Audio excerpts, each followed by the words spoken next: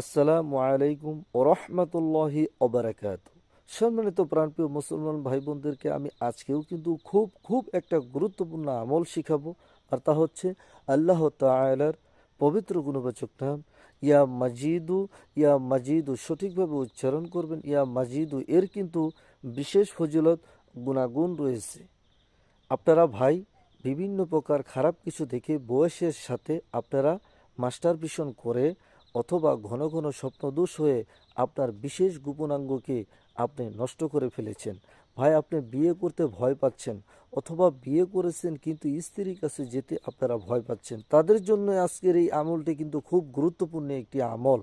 আপনারা রমজান মাসে সামনে ইফতারি রেখে ইফতারি করার আগে মনে মনে যদি আপনারা 111 বার ইয়া মাজিদু পাঠ করতে পারেন, তাহলে আল্লাহ পাক রব্বুল আলামিন আপনার ওই সমস্ত রোগকে, বিশেষ রোগকে আল্লাহ পাক রব্বুল আলামিন আপনি ভালো করে দিবেন। শুধু তাই না, আপনি যদি এটা প্রতিদিন নিয়মিতভাবে আপনার 111 বার আপনি যদি পাঠ করতে পারেন ইয়া মাজিদু, তাহলে সকল প্রকার আত্মীয় নিকটের কাছে আল্লাহ পাক রব্বুল আলামিন আপনাকে প্রিয় পাত্র হিসাবে বানাবেন।